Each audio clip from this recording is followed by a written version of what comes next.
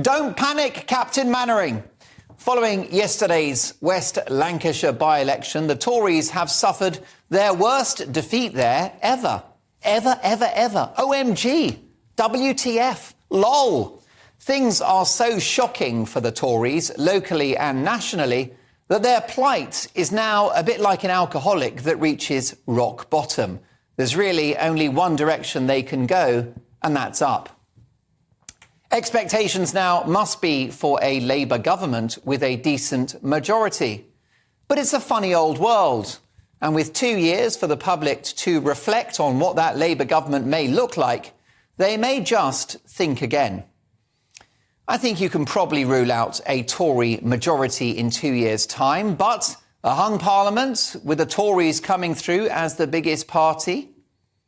Well, if old Sunak makes progress with his 5-point plan, I wouldn't put it past them. Why? Well, because of reality. Yes, we have raging inflation, strikes, a woke takeover of our institutions, we have the Channel migrant crisis, and we have an NHS on life support. I'll grant you, this has all happened after 13 years of Tory rule. But what the public will have to ask themselves is whether Labour are the answer. For example, are Labour the answer to striking unions when those same union barons bankroll the Labour Party? Is Labour the answer to the Channel migrant crisis when they rejected the Rwanda plan and talk of a deal with France? Good luck with that. Are Labour the answer to inflation when they will likely yield to striking workers and their inflation-busting demands? Are Labour the answer to Britain's current debt nightmare, when it's quite clear that should they achieve power, the whole of the public sector will expect them to splash the cash? And if that doesn't happen, mark my words, there will be an almighty civil war within the Labour Party, making Keir Starmer's job almost impossible from day one. That's the answer for Britain, is it?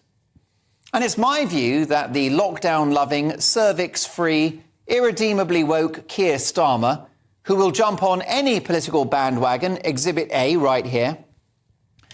I believe this is a man who will preside over 5 years of stifling political correctness, further policing of our language, bonkers trans ideology, divisive identity politics, and the rewriting of our history. In other words, with a Labour government, I predict 5 years of woke bullshit.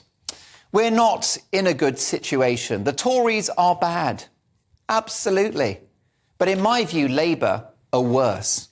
And if the public don't anticipate that ahead of election day, they certainly will find out once Labour get in.